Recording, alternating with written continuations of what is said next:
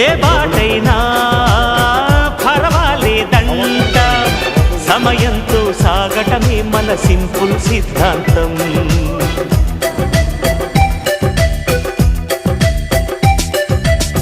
చిరుగాలికి పరిమళమిచ్చే సిరిమల్లెల వనమై ఉందాం, గగనాన్ని నేలను కలిపే హరివిల్లుల వంతెన అవుదాం.